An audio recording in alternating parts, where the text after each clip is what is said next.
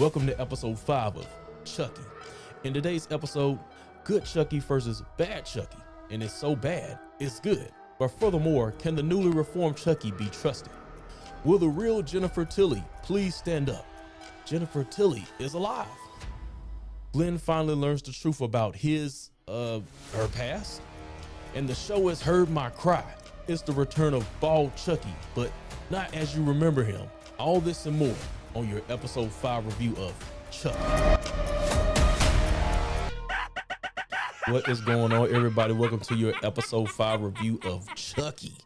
So, I've only done one review, and those were episode 1, and then I just got totally behind, guys. So here's what I'm gonna do. I'm gonna do a quick 2 to 4, not in detail, just the major hits, some things that I want to talk about, certain characters, and then kind of lead up to episode 5 and give my highlights and my review for this episode. And that should catch me up, and hopefully I can finish the rest of the season off as far as 6 through 8. I think it's only 8 episodes if I'm not mistaken. So let's start off with episode 2, then lead up to 5. So how I'm gonna do this is I'm just gonna focus on certain characters, certain character spotlights. So let's start off with the introduction of some of the characters at the I guess the church or whatever it's called. I'm not sure what's the correct term here, but anyway, of course we know we have Devin, Lexi, and Jake, getting used to their surroundings. Let's start off with Father Bryce here. And I just find it so odd. This guy is played 3 different characters now. I forget the guy's name that played him, but he played Jake's dad. He played Jake's uncle, and now he's playing the role of Father Bryce. It's like he's the nutty professor of Chucky.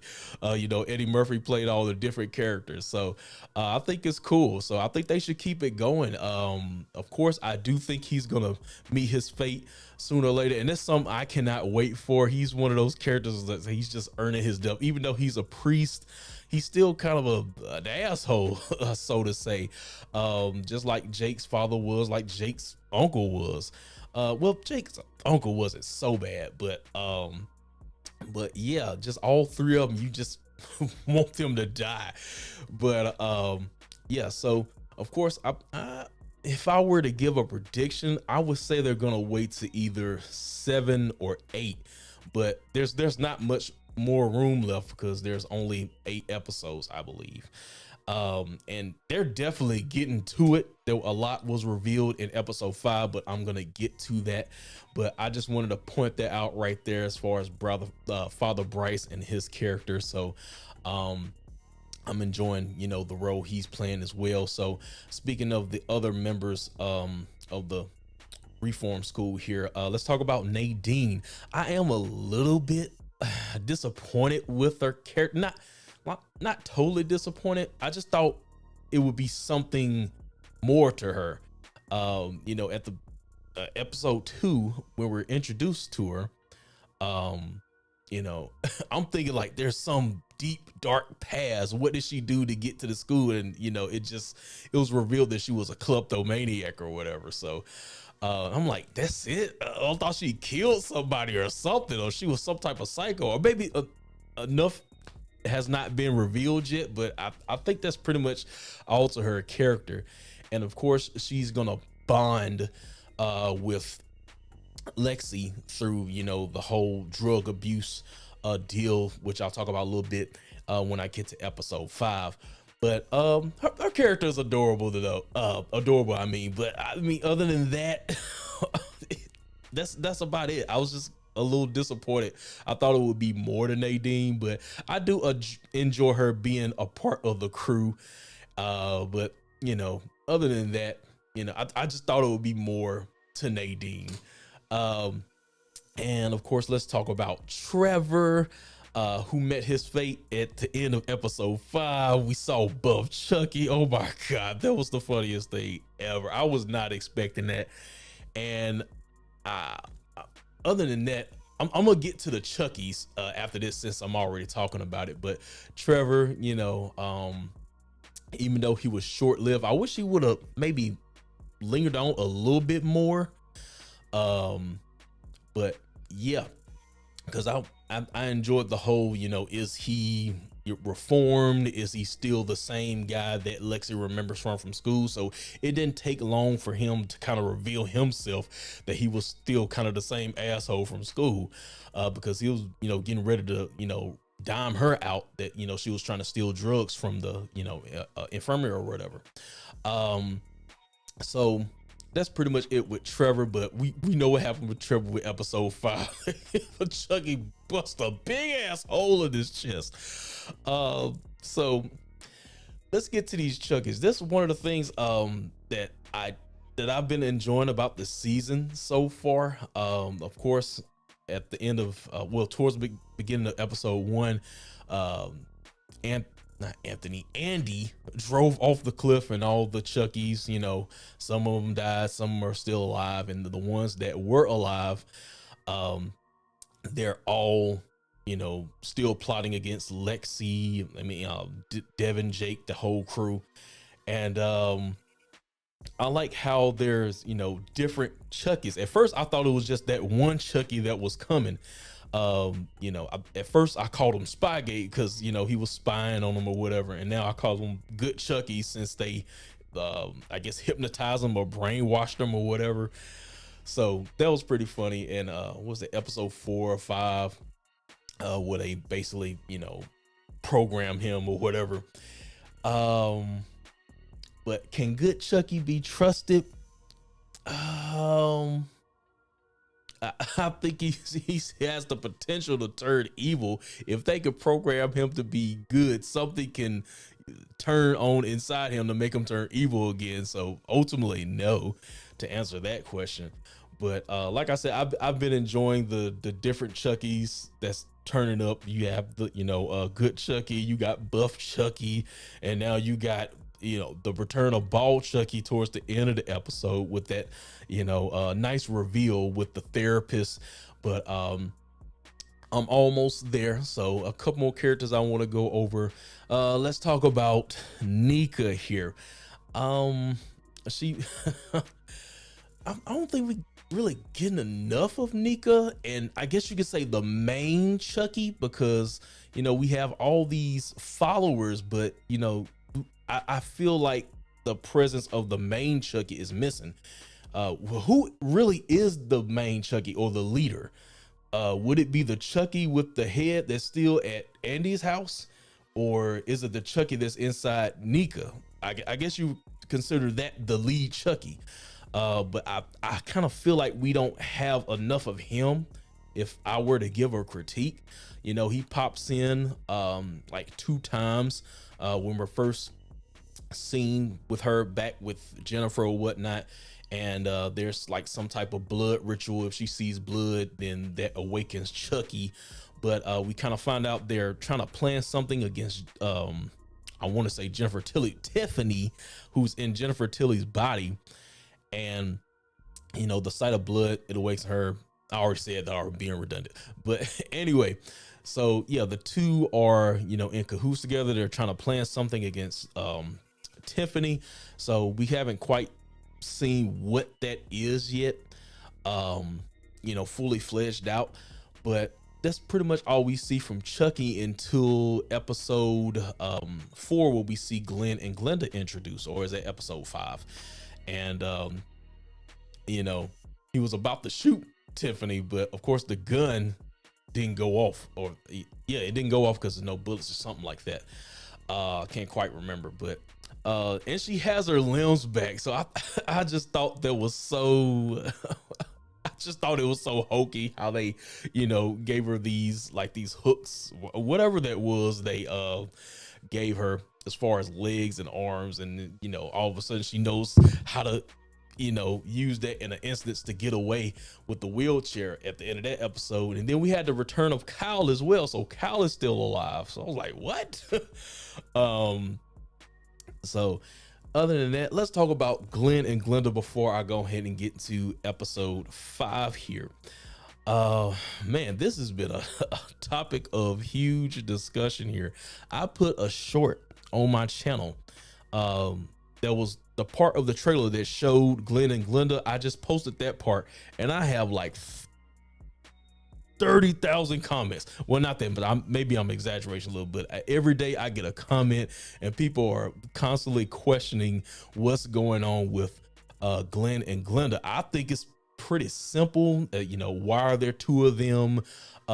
If you go back to see the Chucky, um, Glenn had this identity crisis. Of course, he was a boy doll, but he was thinking he was, he felt like a girl. So, of course, I guess off screen, I would say Tiffany probably did the ritual where, of course, he was, um, he was inside a boy's body at the end of Seed, if I'm not mistaken. So off camera, to kind of alleviate this situation, maybe there was, some type of ritual where they split his feminine side into another person and kept it in the, y'all, you get what I'm saying?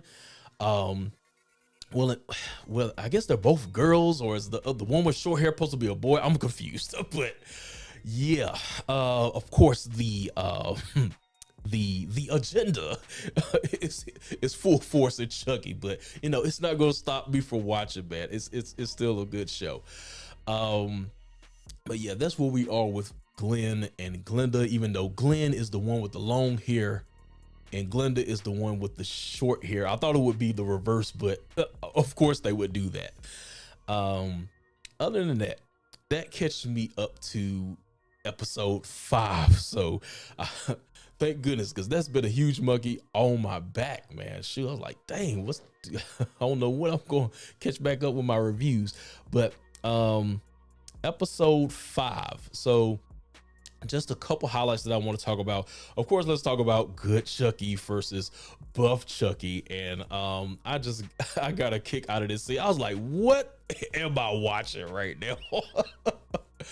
But like I said in my intro, it's so bad it's good. But Good Chucky actually came out on top, and he pinned Buff Chucky down by throwing knives at him, and he was pinned to the door, and he threw the last knife in his heart or whatever. But it did not kill him, of course, because Chucky comes back. He always comes back. But then from this, we get Jake, who was being a little bit more forgiving to the Good Chucky than the rest of the crew is, other than Nadine, because Nadine think he's just like a cute little puppy doll or whatever. So yeah, so we get this rift between Jake and Devin, and I kind of like how they did the whole Jake kind of accepting the faith or trying to practice the faith with him trying to baptize that Good Chucky, and then Devin refusing the faith, in the scene where Father Bryce, of course, at this point he knows they're gay, and he sits them down inside that room or whatever with the Bible, and what's coming. I knew what was coming. And when he said, open up the Leviticus, man shall not lie with man, it is an abomination. So I knew there was going to that verse right there. So I like that touch that they added. He ripped out the pages, so he's rebelling against the faith.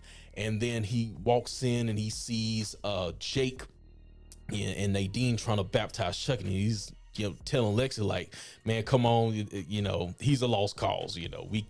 Jake can't help us. So they're off on their own. But let me stop right there before I go too far. So that's pretty much what's going on with Devin and Jake. So I kind of like how they're doing their little, I guess temporary split, but they're gonna come back together. Other than that, Lexi, she kicked her drug habit in this episode, so we got a little bonding moment between her and Nadine. She basically implied that her mother, OD'd on drugs, and that's a part of her history. So they found common ground with that, and hopefully Lexi is back on the train now here. So hopefully she won't relapse, but we shall see. But we also have another problem that they're facing, that Trevor, the whole body that's in their room is gone now. So that's the whole mystery of the episode. Who moved Trevor's body? Where is he at? But we find that at the end of the episode here. Then also Jennifer Tilly is revealed in doll form. I thought Jennifer Tilly died in Seed. I could have sworn she did, but I guess not. But Tiffany keeps her like in a bird cage, and she makes her sign her checks and stuff like that. And what else did she say? She said I win poker games for you or some online poker games. And did the line that got me was she acknowledged that she did the voiceover for Bonnie on Family Guy, so that got a kick out of me as well. So but yeah, Jennifer Tilly is still alive in doll form. But of course, Tiffany is trying to keep this away from Glen, who is at the house, and also Meg, her real life sister. But they later find out that she's keeping Tiffany, the doll, cooped up in that cage. And this is where everything comes out. Glen learns the truth. Before that, Tiffany kills Meg, and then she reveals the truth about her true nature or whatever, that her real name is Tiffany Valentine. And she gives her Glen, or him, oh my god, the doll that he was once in Seed of Chucky. So from there, they burn the house down. They're going to ride off to go see Nika, I guess. So my question is, I did say, can we trust Good Chucky? Can we trust Tiffany? Tiffany does go back and forth. Sometimes she shows a little bit of good, and then of course she shows that crazy side. So is she trying to make things right with her daughters? I don't know. I still think she could turn, but we'll see going into episode 6 here. But at the end of the episode, we see Lexi and Devin. They go off and follow the I guess the trail of like Chucky arms and limbs that they found in that phone. And it took them to a cabin where we saw Bad Chucky back in his glory. I don't know, for some reason I like Bad Chucky. He's revealed to be the Colonel. And he's also in cahoots with the doctor, the therapist from before. I told you it was something up with her. I knew it was something up with her when she gave old girl that doll, Caroline. And I said episode 1 that it's possible that Chucky could recruit Caroline. I guess I can probably throw that out the window unless they're going to do it in the next 3 episodes. I was just going back to, how she was looking at that knife that Lexi gave to her. I was like, I don't know, Chucky might come and try to recruit her or something. But then that doll is still in the house, so we don't know if that doll was alive or not. So we don't know what's going on. I think they're going to go back to that. But we shall see. But yeah, the therapist is in cahoots with Chucky. But other than that, we saw Andy, who didn't look like Andy to me, to be honest. It looked like he aged a little bit, grew his hair out, and I couldn't tell what the Chucky was doing. It looked like, I don't know if he was trying to hurt him, or I don't know if he was helping him out, but like part of his leg was exposed. So I don't know what was going on. He might have been torturing him, but Andy is still alive. So that's where we'll leave off of episode 6. I left feeling good. I left wanting to see the next episode, so it did its job. A lot was revealed. But yeah, I was really digging episode 5 of Chucky, even though there was some silly parts in there that I still enjoy it. But other than that, guys, that's pretty much it for episode 5 of Chucky. There are 3 more episodes left. I'm enjoying season 2 thus far. The different things they're throwing in there with the different Chuckies, different settings, the reveals going on, the return of Glen and Glenda, the return of Jennifer Tilly, the real Jennifer Tilly, and things like that. But they keep it rolling. I'm gonna keep watching. But other than that, yeah, there was a good episode of Chucky. I would have to give it I'll give it a, I gotta subtract for some of the silliness, so I'll give it an 8.5 out of 10. But it was a good episode. But other than that, y'all tell me what you guys thought of the episode. Comment down below. If this is your first time here, make sure to give me a thumbs up. Subscribe to the channel for more Chucky content, because I will be back for episode 6, 7, and 8. God damn it. But other than that, this has been episode 5 review of Chucky. I'll see y'all next time, man. Peace out.